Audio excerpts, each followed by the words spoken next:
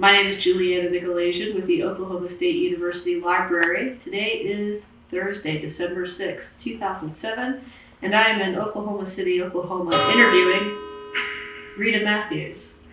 This interview is being conducted as part of O State Stories, an oral history project of the OSU Library. Thank you for joining us today. Well, I'd like to begin, Rita, by having you start off and tell me where you're from originally, and tell me a little bit about your early life. Well, I originated in Idabel, an unlikely name, Oklahoma, and we didn't stay there very long. My father was with the Bell Telephone Company, and they moved him around, and we were soon back in Oklahoma City. He was in the military quite early. I just found a picture today dated 1923, and I think it must have been the Army Reserve, because when World War II started, he was already in the service. So, in fact, that seemed to be one of the reasons that my parents divorced. And when they divorced, we were living out. I walked up a dirt road to first grade, which is now Douglas Boulevard by Tinker Air Force Base. So things changed very rapidly after that. But Mother decided that if she was going to have to raise two daughters, that she needed to have a good education. And to the surprise of all of her family, I think she was the first girl to go to college. The next door neighbors moved us to Stillwater with all of our belongings in the back of their pickup truck. And she found a little downstairs apartment right by the campus. Of course, it was quite different having her going to school and working part-time, and she tried to have college girls take care of us. My sister was 10, but that never seemed to work. They had dates or class or something happened. They didn't always show up. But I remember wandering around the campus where my mother was working. That's how free things were. Not when I was 6, but a little older. And it was always so fun for me to go into the buildings and peek into the classrooms. I particularly liked the art building and would like to peek in on the classes there. One summer, she arranged for me to have tennis lessons there at the campus courts. One of the things that I remember was in Bounty Scouts. This was really very early, and of course we moved there June 1941, and you know what happened December the 7th, and I remember that too, by the way. We had gone to a movie at the campus corner movie theater, which is now, I think, part of Hideaway. And when we came out of the theater, everyone was running up and down the streets screaming the Japanese bombed Pearl Harbor, which I didn't know where that was or anything about it. But, let's see, we were right there by the campus, and I forgot where I was. What was her major? She started out in business, and she had a hard time with that. So she switched to home economics. And it worked out beautifully because she had met Dean Nora A. Talbot at church, and Dean Talbot hired her as her private secretary there on the campus. And that was really wonderful because that first year we were there, she was the hostess for the music hall. That's where the students would go to practice. They'd use practice rooms. Some had big pianos, some were just for other instruments. And she had to make sure there was no hanky-panky going on in those rooms. And once or twice I went with her and listened. I liked to listen to the students playing. So it was much better after she worked for Dean Talbot and was right there where she was taking her major. And she thought that she would go into the home economics in the home extension service. But by the time she graduated, she graduated in May or June of 1946, and she decided to become a Girl Scout executive. And that's what she did for about the next 12 years. She was very active in the church there while she was raising us. We had no automobile, of course. And there was rationing of everything. I know that she would fix a pot roast for Sunday dinner and leave it cooking on the little heater in the bedroom to make double use. And we'd go to church, and when we got home, we had a tender roast beef dinner. She would stretch that into sandwiches and things like that. But I love the atmosphere of campus. That's really why I came back years later, because I enjoyed being around the students and all the things that were going on. And we did go to a few different things, and a little later on, I got to go to 1 or 2 basketball games, which were in Hannah Hall. I don't think I ever went to a football game, and I don't think she did either, because she was pretty busy on the weekends making up for working and going to school during the week. I don't know when she did her studying. I never was really aware of that, except when she was at the music hall. Then she would do her work while she was there, just being present to see what was going on. Now, as a young girl, did you have much interaction with Dean Talbot? Oh, she was a wonderful influence.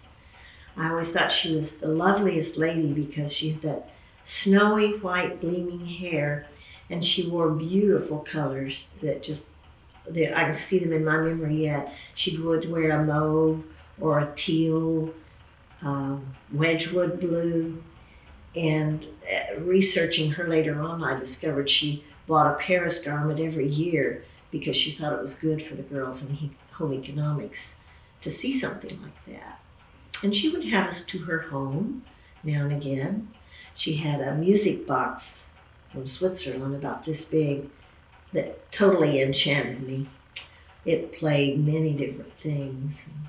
She had little receptions.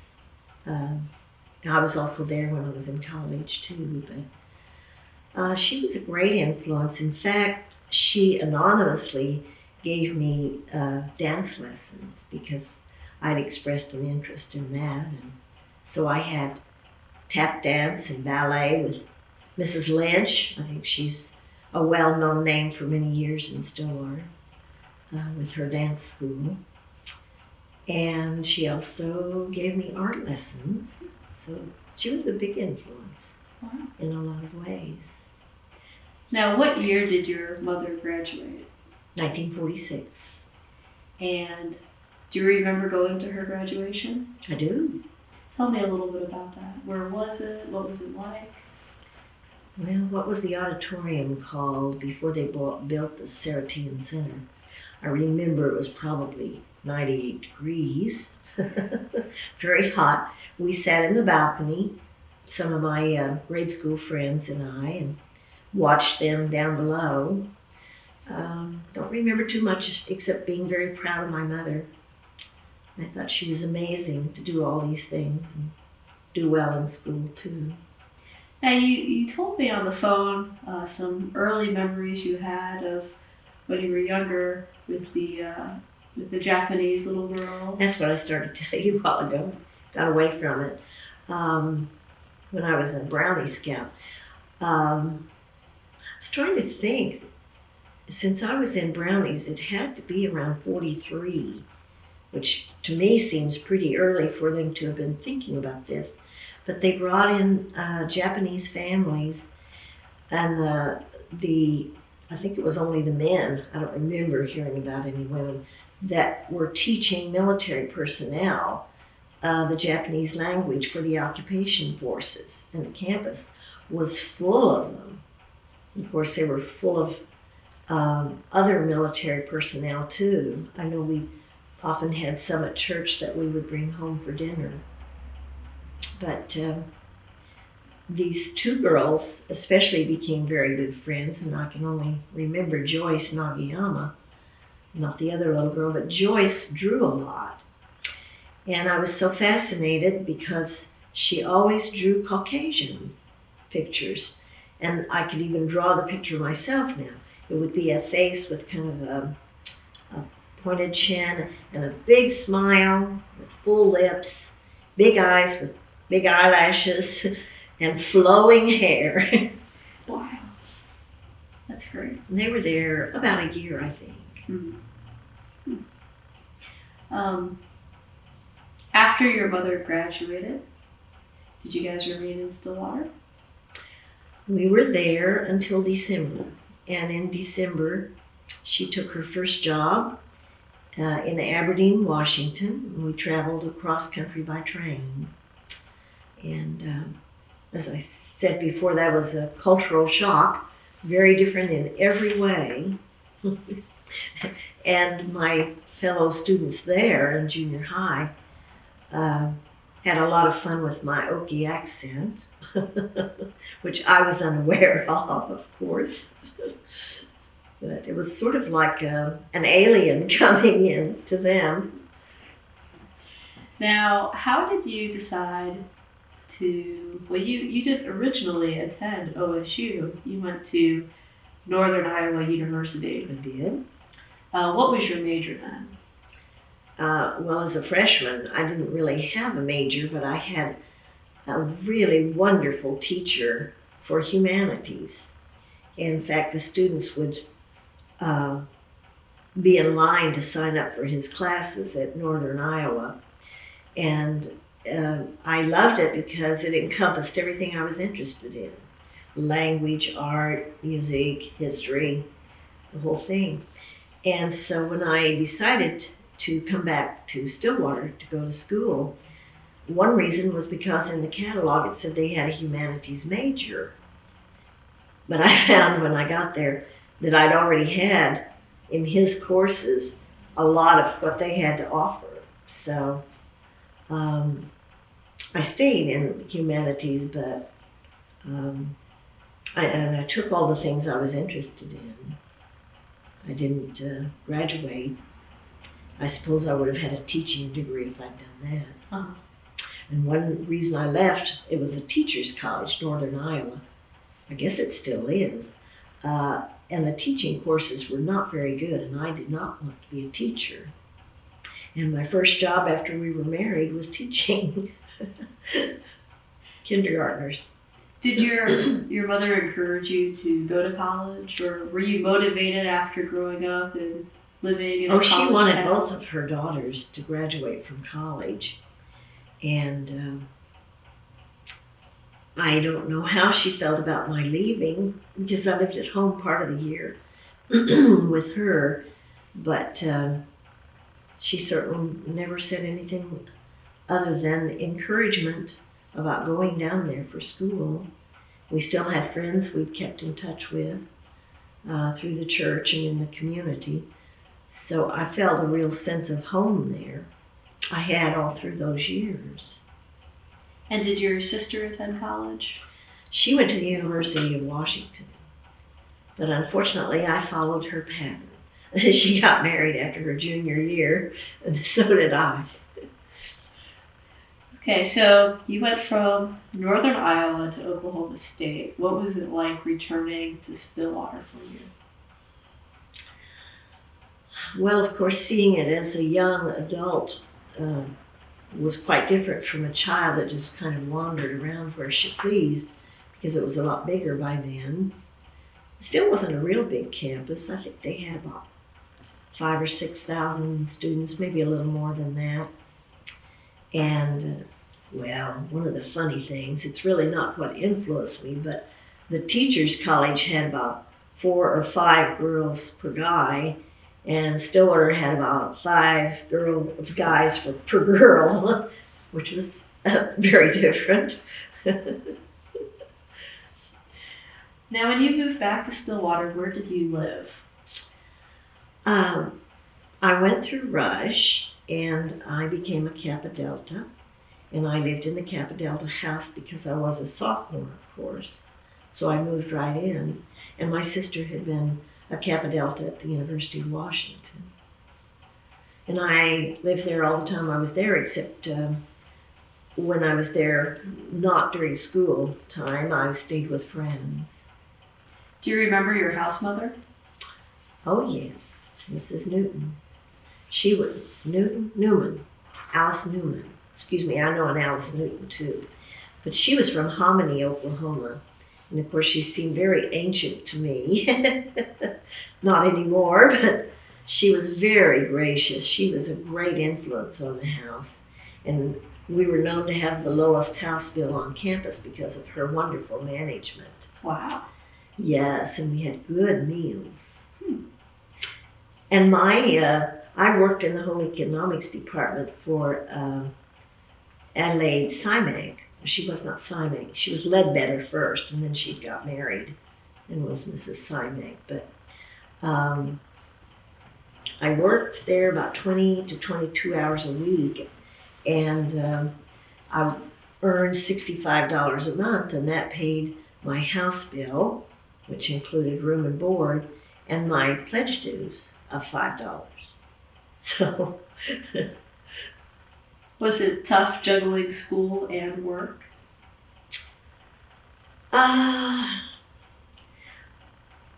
That part wasn't so tough. It was tough juggling the extracurricular activities. Because for the gals that worked in the house, it was hard to do all the things that the other girls did that didn't have any obligations to help with their finances. That was the most challenging thing. Well, tell me about some of your extracurricular activities outside of the sorority. Did you participate in any groups or clubs or? I was active in our religious group, the Christian Science College organization.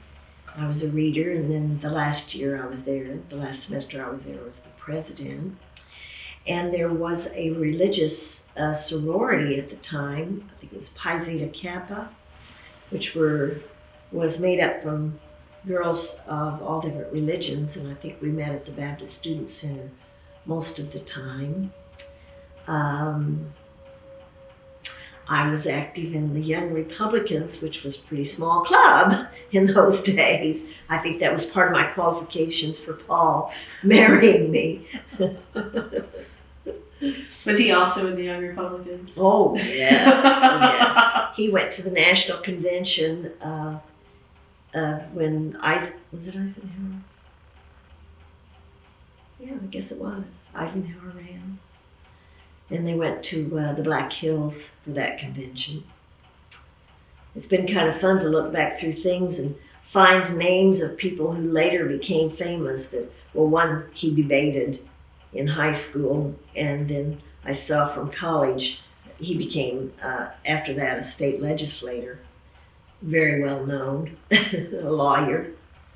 Well, how did you and Paul meet? We met, depends on which one of us you talk to. I had a sorority sister named Carolyn Woolridge, and she was dating a fellow, what's his name? He had a very unusual name, Clodfelter, C.M. Clodfelter. And he wanted to be a big wheel on campus. He was always into things, but he decided that Paul should date me. So he tried to set us up. And Paul was a senior, and he didn't think he needed to be set up with any dates at that point. And so he would back out. No. But, and one date he tried to set us up for, I think Paul told you about it, was when we played the University of Kansas. And Nan Bocarney, who was one of my best friends in grade school, and that I would stay with when I'd come back to Stillwater. Well, she was Nan Francis at that time. She and I went up to visit one of our friends from grade school who'd moved to Kansas City, and so we stayed with them. And CM had hoped that we would go up, that he, meaning Paul and I, would go up to the game with him. So Paul wouldn't do that. Besides, I didn't know it, but he didn't have enough money for a date. And So we missed each other on that. And Kappa Delta had a Christmas formal every year. And of course, we hosted the fellows. And CM said, well, why don't you go with that Kappa Delta? And according to Paul, he said, she's still looking for a date? Yes, he likes to tell it. And he said, well, you won't have to wear tux and it won't cost you anything. See, now I wish I'd heard that part of the conversation. I'd have had more clues. But he decided he would do it. But he found out the night that we were to go that Mr. Clodfelter had 2 dates in the same place in the student union, one upstairs and one downstairs. And so he was going to bow out early. And of course, I showed you the picture, which you may already have, of the night that we met at the dance. And it's taken with Baker, Bocorny, and Van Francis, whom we still do things with and enjoy. And in fact, they went on our 50th anniversary cruise with us. And that was how we met. And he asked for another date. I guess it wasn't too bad after all. And another date. And we're very different personalities. I was very quiet and refined. He kind of has opened me up more. But he asked me to go steady in February, and he said, please don't tell anyone. Well, he didn't really explain why. I still don't know why. So I never told a soul. And eventually he wanted to know why I hadn't told anyone, and I said, well, you told me not to. He said, well, I only meant right then. I guess I didn't want it in the paper, campus paper or something, but anyway, then it appeared in the paper. We were going steady. He graduated that May and went into the service later. And I was still there, and I went the next fall also. He promised me that I would stay and graduate, but when they get away in the service, they get a little homesick and put the pressure on. So. In your sorority, did you have dance hour? Oh yes, every Monday night. Tell me a little bit about that. Well, the funny thing about that was that, well, this is a little bit before that. They had a ribbon dance the night that all the pledges pledged for fraternity and sorority. And this one fellow was introduced to me by the Melton family. The Melton men were all Kappa Alpha, and Estelle Melton was a Kappa Delta. So they set me up with a Kappa Alpha pledge. Well, he decided he was smitten, and after 2 dates, he was going to take me home to meet his folks. He came to dance hour every Monday night. But we had to look nice, and we had to be there. It was a requirement for the pledges. So I let him down very gently and met a lot of different guys that way. It was nice. What type of music do you remember them playing? Well, not Guy Lombardo. I don't remember him that much, but you should have briefed me on that. So I'm putting you on the spot. You are, because I'm trying to remember all the dances that we went to. This is terrible. The most, Glenn Miller. Thank you. That's it. Glenn Miller.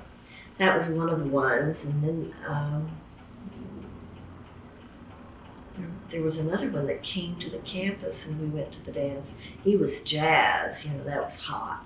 Paul didn't dance fast music, but we went anyway. I'm not helping you much. I'm not thinking of the other. Of course, I was a great Nat King Cole fan. He came along about that time. Did he ever visit campus? I don't remember his visiting. On campus, where else would you guys hang out for fun? Hang out for fun. I didn't have a whole lot of time for hanging out for fun. I didn't spend a lot of time in the union, which a lot of my sorority sisters did. They'd go over and play bridge in the afternoon. They missed classes too sometimes. They were so engrossed in their bridge. Well, I didn't have anything like that. I can tell you about Sadie Hawkins. That was pretty fun.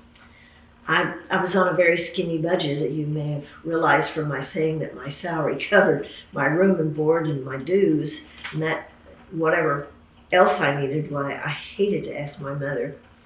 I don't know why, but I just always felt that she'd done so much for me that I didn't want to ask her for any more than I had to.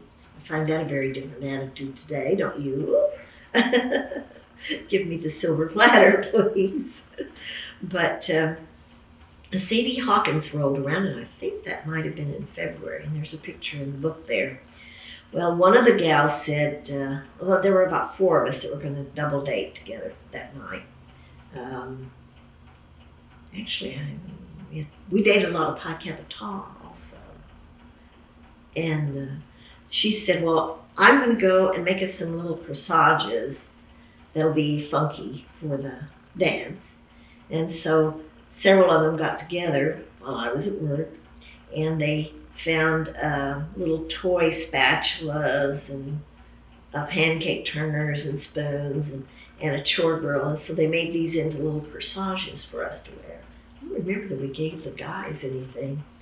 But I was concerned about that night because Paul was my date, and I had left in my pocketbook 10 cents. And I thought, what am I going to do if he wants to go to the corner where Swim's drugstore and the other hangout places were? Because I didn't have any money. So I just put it aside, and I would say, well, God provides. I don't know how I'm going to do this, but I'm just going to not worry about it. So the evening came to an end, and I said, would you like to go up for a Coke? And he said, sure. Now, what am I going to do? So we slowly sauntered up, and when we got there, it was closed. So, Did you have a curfew in the sorority house? Absolutely. Very tight curfew. We had to be in at 10 o'clock on school nights, particularly for pledges. Pledges had to be in and have a study hour certain nights of the week. And of course, one night of the week it was Monday night after the dance hour. We had the pledge meeting and the members meeting. Let's see. On the weekends, it was midnight. And Mother Alice would flash the lights about 5 minutes till to warn us. There were lots of couples on the porches waiting up to the very last minute. And I know the last semester that I was there was really hard because Paul was out of school, and he was teaching school back in Missouri where his mother lived, living with his mother. And he would drive over for the weekend, and he wanted every minute he could with me. And so I'd have to work on Saturday, and then he'd want to go out Saturday night and want to go out Sunday, and he'd want to keep me there at the door until it was the last minute, and I had a hard time getting my studies ready. That was all past, so he couldn't think about that anymore. What were some of the buildings you remember taking classes in? One of the early classes that I had was speech, and it was in that old Williams Hall, which was a folk art architectural design. I'm so sorry that they tore it down. Everybody's sorry. But the floors really were bowed and creaked. Yes. It's beautiful from the outside. Oh, I thought it was a wonderful building. I enjoyed being in there. Then I had some classes in the brand new classroom building, air conditioned. Everybody wanted classes there. Because there was not very much. Well, the whole ec building was air conditioned, but not very many buildings were. Did you spend any time in the library? I did. I didn't have a lot of time to spend there. The downstairs of the Kappa Delta house was one place that we could study. There's one time I wished I could have been in the library because I was working on a research project on a paper on Plato for an advanced history course. And I had all my research laid out on my research cards there. And somebody decided that it was messy downstairs and they cleaned it all up. So the library would have been a very nice alternative. In fact, the Meltons allowed me to come over after that happened and stay a weekend at their house to work uninterrupted without anybody moving my research papers. But the library was beautiful. I enjoyed going in there. Something we don't hear too much about is the varsity review. Could you shed some light on the varsity review? What was What it? would you like to know about the varsity review? I want to know everything about it. Well, we had an illustrious member in the house. She had graduated and gone away for the summer, and she decided to come back and take her master's. And the year before I was there, Kappa Delta had won varsity review because she was so good.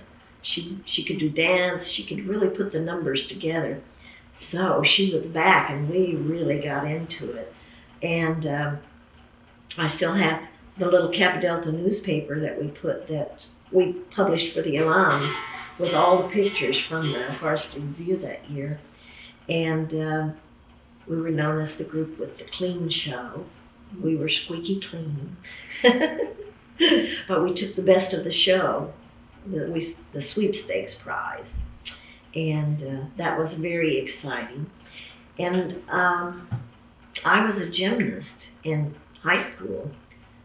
There was nothing to do with it, but I had about 4 or 5 good friends. This was in Washington State. And we would spend our noon hour or after school doing, we called it acrobats, but it really was gymnastics. And that was something I enjoyed, and I was really good. And so I tried out for an individual act for varsity review. And was selected. And the big thing that happened was, oh, you better watch out, you'll be on camera. Okay, I punched out of the way. I'm sorry. The night of the performance, I had used the whole stage because, you do quite a bit of running and flips and so forth.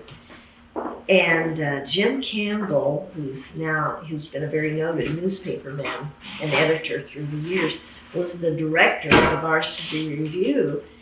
And when I arrived for the performance, he said, I'm just going to have to put you out on the apron of the stage because we need to be able to change the scenery and get ready for the next act. Well, that scared me because I had not practiced using a small amount of space. So I looked very serious, everybody told me. And they said, why didn't you smile? I said, well, I was thinking about I didn't want to go off the edge of the stage. But it went well, didn't have any problem. I think we did 2 performances. But that was very special for me to be a part of that. And well, a funny thing that happened after that was I was very shy. A gymnast doesn't look like she's very shy, I guess. Anyway, this fellow came back to my dressing room and he wanted to take my photograph. And I was very nervous. I didn't know what he wanted or why he was there. And so I was very standoffish to him, I'm sure. Well, it turned out that he was the photographer for the Aggivator. Mm. And I missed my big chance because he thought she is really weird. But that was filming now. One of the side effects Okay. of varsity review. That's about all I can tell you about varsity review. It always had packed house. What building was it held in? Well, it was that same auditorium, the old auditorium. The field house? No. Or There was an auditorium there before. The armory? No. It was an auditorium. It was it's where Mother graduated. Okay. Same auditorium. It's where all events like that were held. In fact, our Christian Science organization there were two theaters, the big one that we're talking about, and then the Prairie Playhouse, which, as I remember, was in Williams. It was. And that's where we usually had our lectures, because it was a little smaller auditorium. Interesting. Also, they used me for entertaining at different things. I know there was a national Panhellenic convention on campus, and I was to entertain them. Kind of forgotten. I know I did other groups too, but that's all I remember at the moment.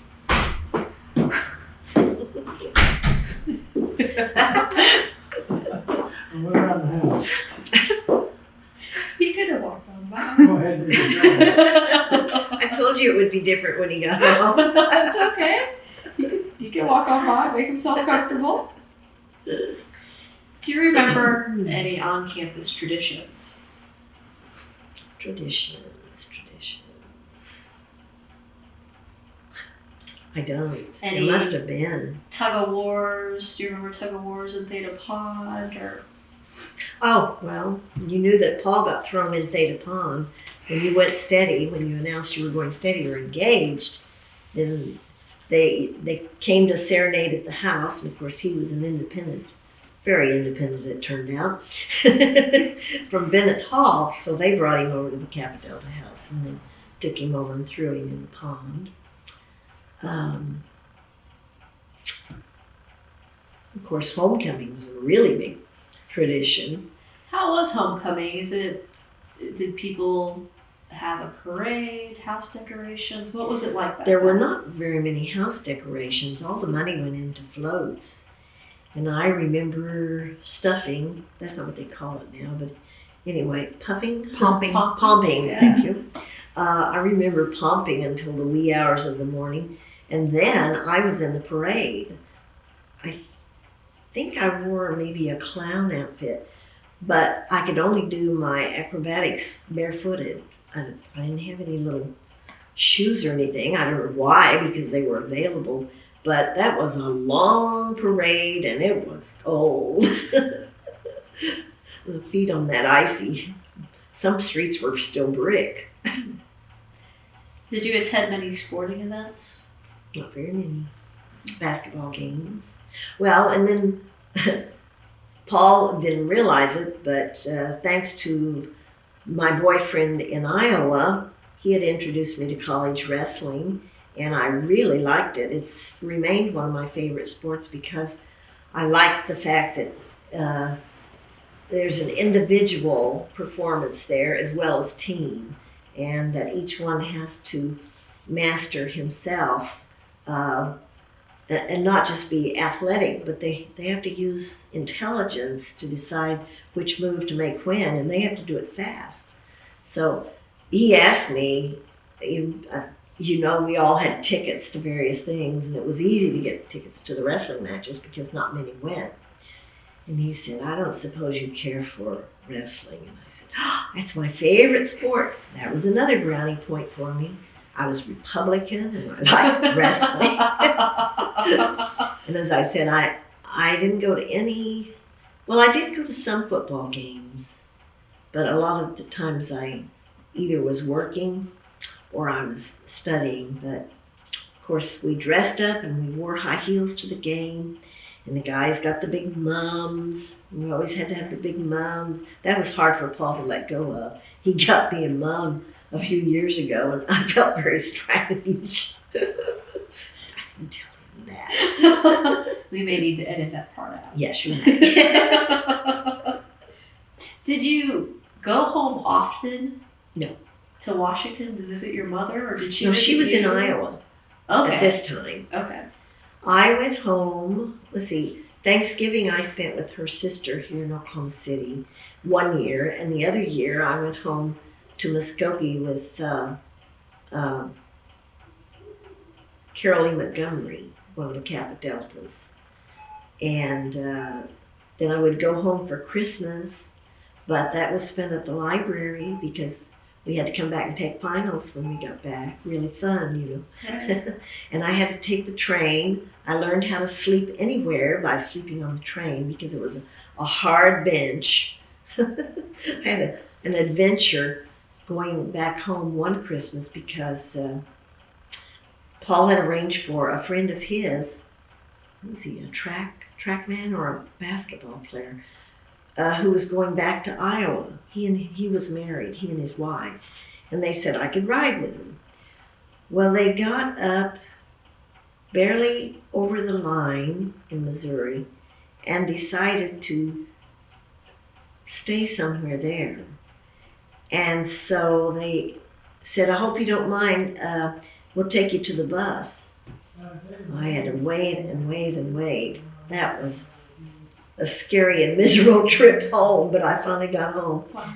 I got on a train somewhere, got into Des Moines at midnight, and I had $15 in my checkbook, and so I called Mother, and she said, well, stay in a hotel all night. So I'd never done this. I went in and I explained, you know, and well, they were a little wary about the whole thing themselves, you know, can she pay? So Mother told them that she'd be sure and take care of it. So I got into Waterloo, Iowa the next day, very glad to be there. Wow.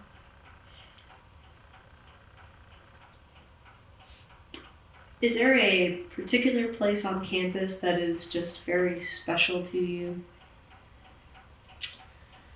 Well, I think some of the more special places are gone. The old home ec building. And of course, I worked in the new home ec building. It was pretty new when I came back. I can't say the Quonset huts were warmly special, but they had a special place. I took art in one from Miss Jack. And the painting up there is done by one of her students who did work very similar to Miss Jack's work. Any other place? Well, the student union, and this would be in my era, not Mother's. There was not a student union, Mm-hmm.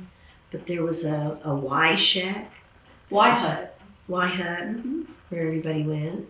I didn't drink coffee, so I didn't hang around some of these places that others did.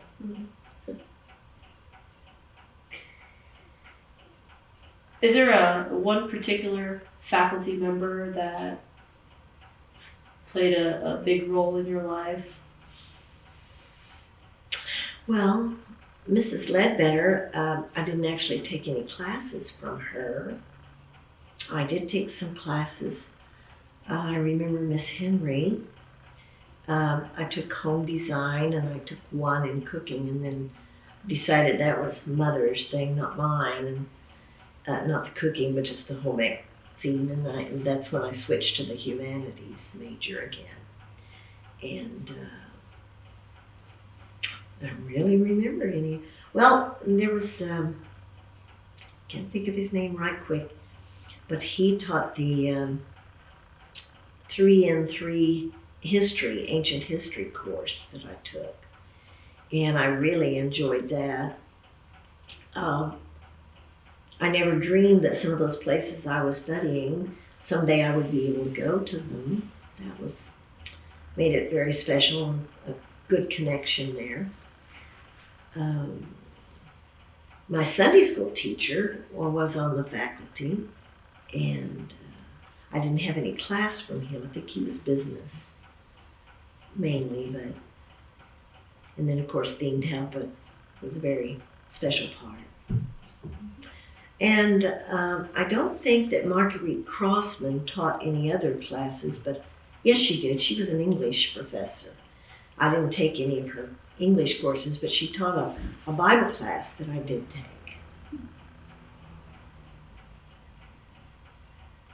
What is it about Oklahoma State that sparks such loyalty in students and alumni?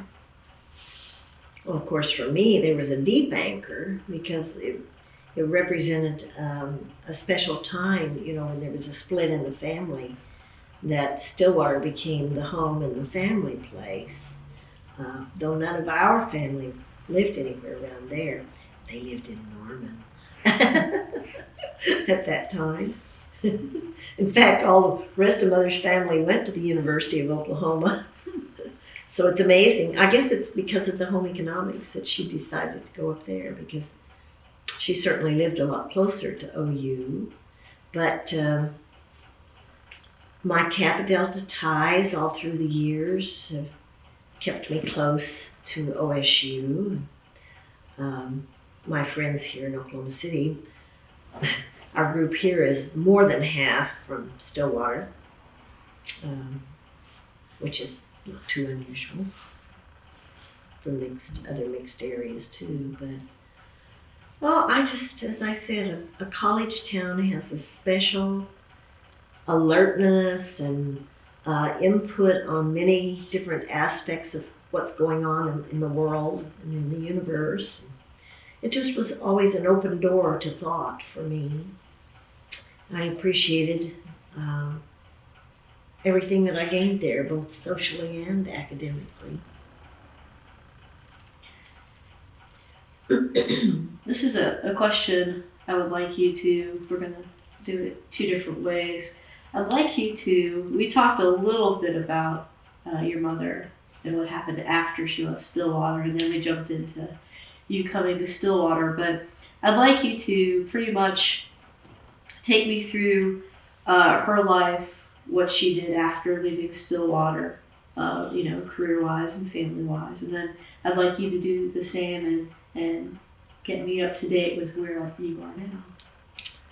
All right. Well, you know that her first job was Aberdeen, Washington.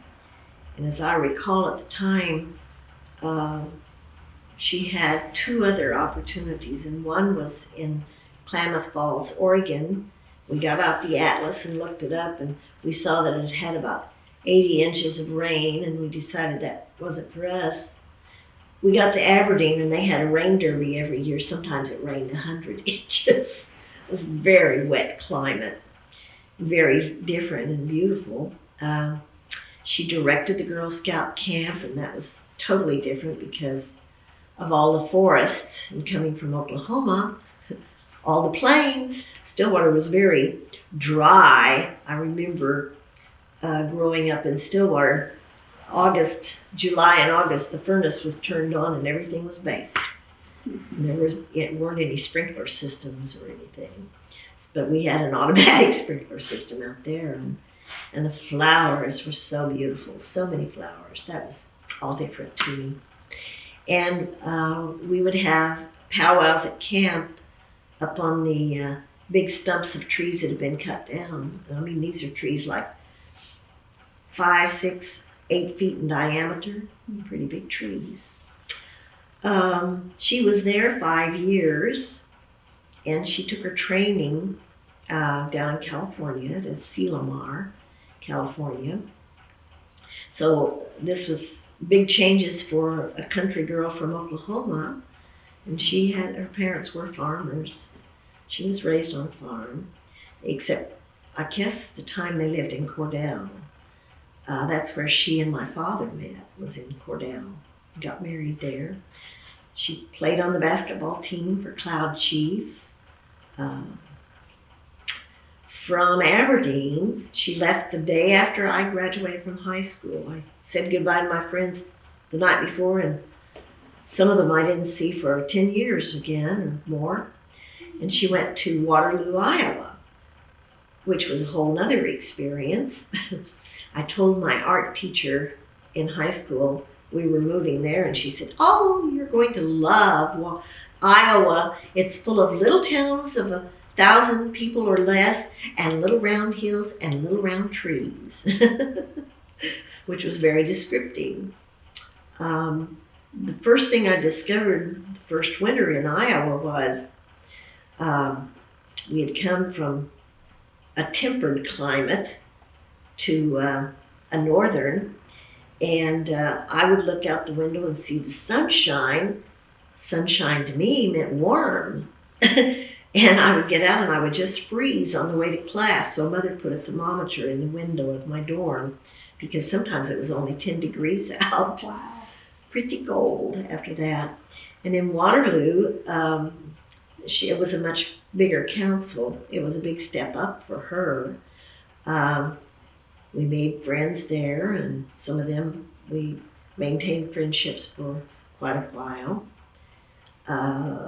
From Waterloo, well, we were married in Waterloo, so I went back down to Stillwater, and she was there about another 2 years.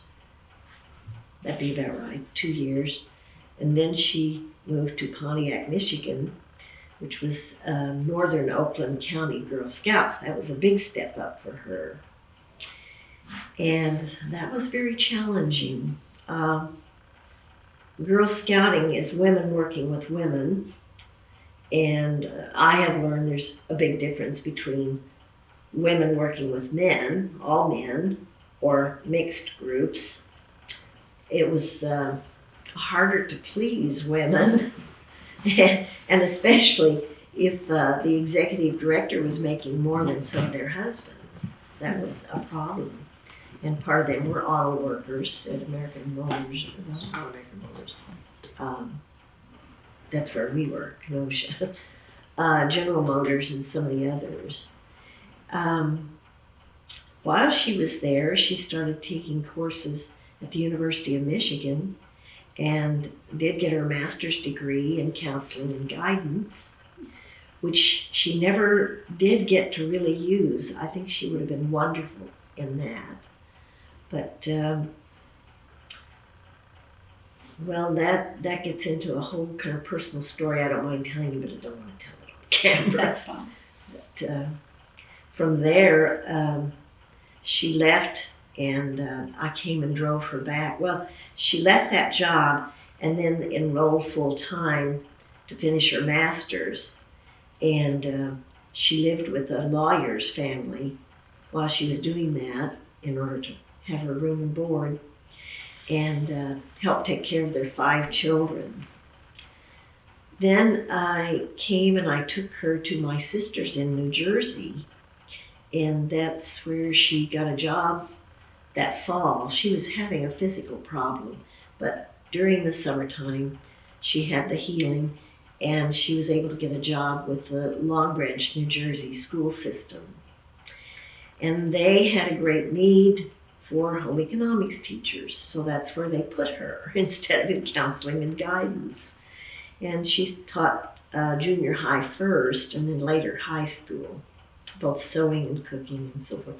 And they initiated a new program there, I think pretty much before it was too many places in the United States, and that was trying to give girls a more rounded background so that she would teach them budgeting, parenting, family relations, and build it into it. She would take them grocery shopping and so forth. So, and some of their big discussions were about what's wrong with shoplifting. Mm-hmm. And she was a wonderful teacher. She was there about 12 years before she retired and came back to Oklahoma. Good. We're at 54. Go ahead and switch it up. I volunteered to do radio publicity for them. And that was a learning experience for me, and I did a few interviews when the executives would come in from the New York office. Mm-hmm. That's great. I was a Girl Scout, so I think it's great your mother was an executive for so long. Mm-hmm. You know, yeah, she was for 10 years. That's good. And then taught for 12. That's nice. Okay, so Rita, why don't you catch me up with your life after you left OAMC? I went back to Iowa and worked at John Deere Tractor in an office while Paul was in the service until We got married, let's see. I left school in January and we got married in September. So I was there all that time. We left, we didn't really have a honeymoon. We left immediately for North Carolina because he had to report back on the base. In fact, we had picked a date. The date is 9/11, 9/11, and he could not get his commanding officer to okay his leave. And it got closer and closer, and he finally called me and said, he finally okayed it. And I called the printer to print the invitations, and then I called the church to tell the minister, and he said, oh, I didn't hear from you, and I booked the church. But we worked that out. Anyway, we left from there and went straight to Fort Bragg, North Carolina, and then from there we were able to go up and visit in Washington, D.C. because his best man was stationed there. He was in the Navy. The man was from Waterloo. His wife was one of Mother's field executives in the Girl Scouts. And Paul didn't have any other friends there. So we were at Fort Bragg for a year and a half. And the first thing I was pressed into was one of the women at church was the principal of the kindergarten on the post. And this was not a small kindergarten, it was a very large. I think they had about 400 or 500 children. So she asked me if I would consider. So I taught 4-year-old preschoolers, and it was fun. It was a real learning experience for me, except that I'd worked with younger children in Girl Scouts. I suppose that's why she asked me. But that was part of our military experience there. And my sister was in New Jersey, so when Paul would be on maneuvers, I would go see her. And I went up and helped Mother move by bus across country. I went up, helped her move from Waterloo to Michigan. Then when we got out, we took a trip up the East Coast and went to New York City and Boston. And that was an all-new experience for me. And then he chose a job in Mendota, Illinois. Mendota, we always say, is you draw a line from Chicago to the river, Mississippi River, and one from Rockford, Illinois, straight down to the bottom of Illinois. And the dot where they cross is Mendota. Ah. And it was in the midst of all the cornfields. Wow. And actually Waterloo was too. So I learned a lot about corn and corn packing and that industry. That was a very different experience too, because most of the citizens there were German. And they still had at least 2 churches that spoke German at their services. And being a small town and his being the executive of the chamber, we got well acquainted with all the business leaders. And there, the superintendent of schools asked me again if I would substitute, teach. So I did, up to the 6th grade. You know, substituting is not that much fun. No, The kids try to pull everything on you, and you hope you're right where the teacher was when she left. But it was all part of the growing experience. Actually, what I found was that with a humanities major and such a wide variety, I was able to use it in many different ways with civic groups that I worked with, or the school, and with my children. So it turned out to be very valuable. From Mendota, we went to Kenosha, Wisconsin, where he was the second in command there. He was the assistant executive director. That was quite different because it was a blue-collar town spread along the border between Illinois and Wisconsin and right on Lake Michigan.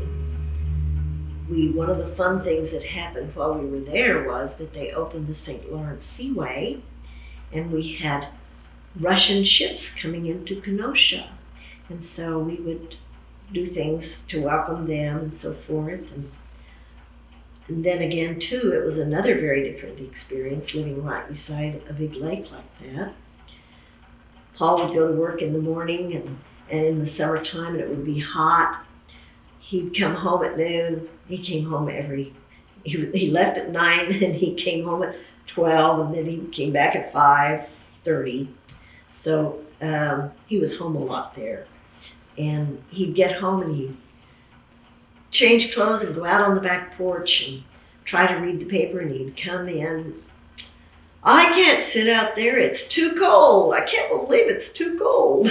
But that's the way it was. The wind would blow in off the lake, and we were only about 2 blocks from the lake. So, and downtown was always much hotter with all the buildings. But we were only there about 2 years, and that's our first son was born in Mendota, so he was a pretty small baby when we moved there. And Kenosha is where I volunteered with the Girl Scouts and did radio publicity for them. I don't think we got on tape about my experiences on the radio, but then when we moved to Oklahoma City, Paul took this job that he had for 30-some years. Our second son was born here. I don't think I even contacted the Girl Scouts, so that was the first time I was really disconnected from that after all those years. I was active in the Kappa Delta alumni here and served as their president and the state president. And then I was on the advisory board at that other university, the chapter down there. And that was very hard for Paul. Very, very hard. Even though he did enjoy the parties, we would chaperone. Where did your sons end up going to school? Did they go to college? Yes, they did. Our oldest son, Douglas, went to a rush party at OSU. And he had never been a drinker, and he got drunk at that party, and he came home miserable and sick, and he said, I just can't go there, Mother. So he went to a small private school in Illinois with a campus of about 700 students. Then eventually, he didn't finish there, but eventually he did finish at Southern Illinois University Edwardsville campus, which is not very far away from where he had been.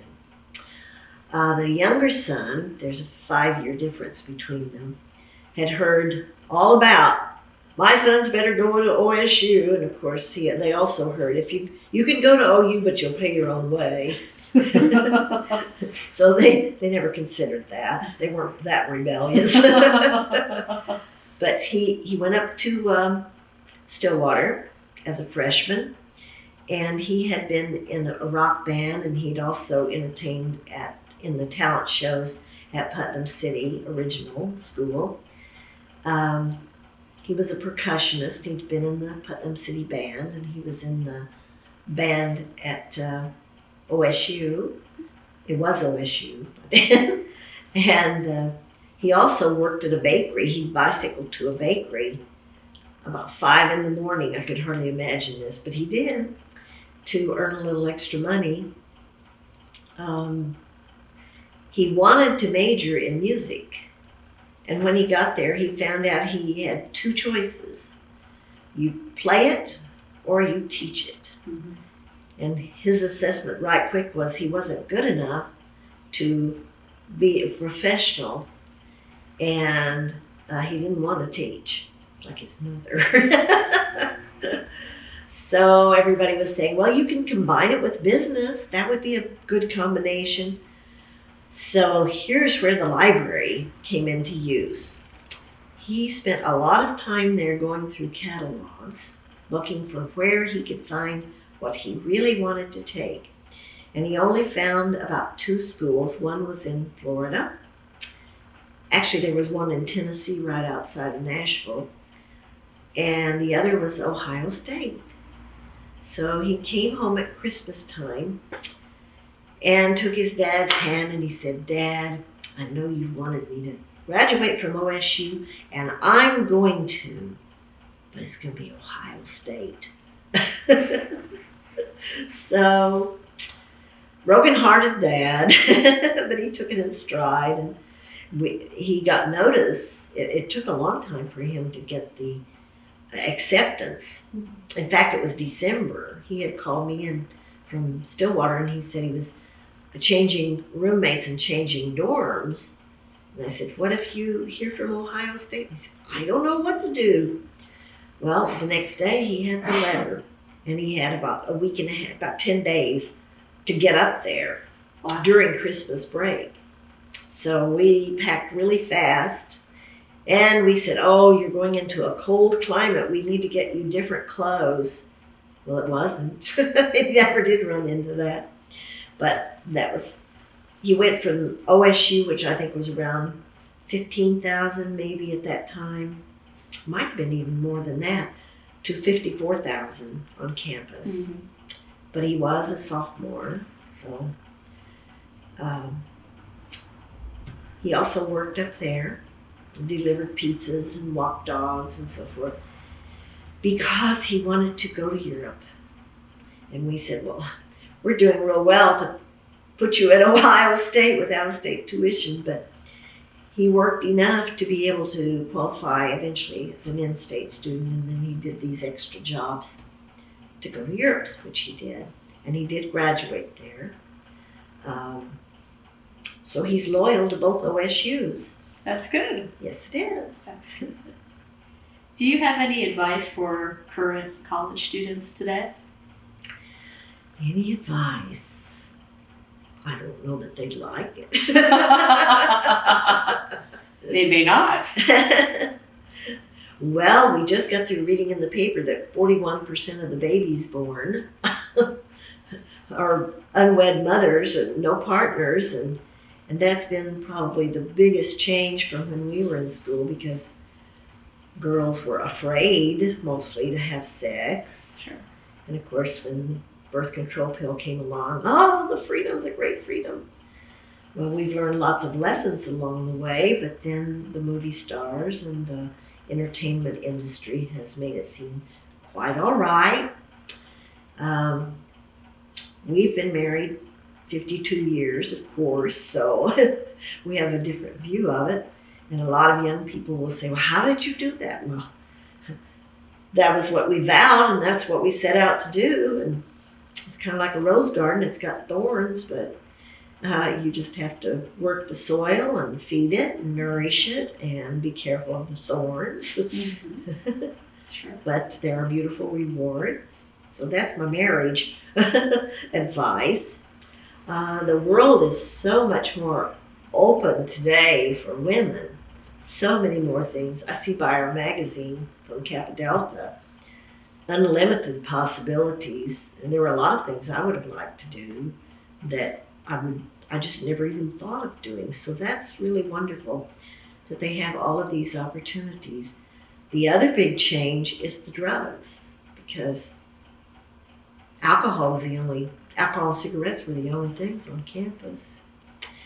And they just mess up the life. They interfere with clear thinking. Even the prescription drugs, people are taking so many of those. And over-the-counter drugs. So being someone who's never taken a drug except a cup of tea or coffee, sorry to say, I've enjoyed good health. And clear thinking is just very important in making choices. Mm-hmm.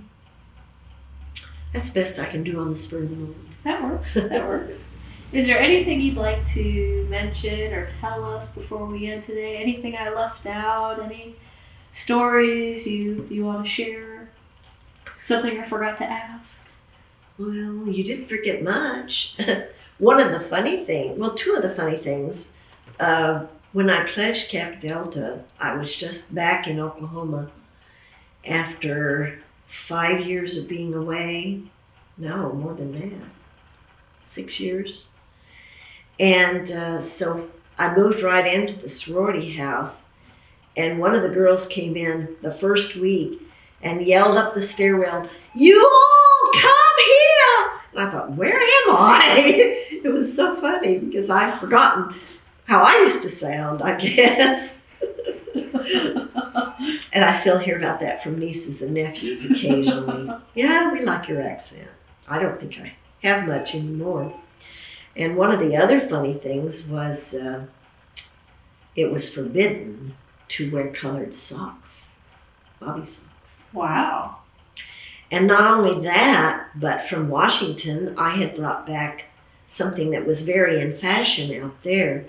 They were suede Dutch shoes, wooden soled, and I like to wear them. In fact, they're almost back in fashion now because they just came around the back of the heel and across the top.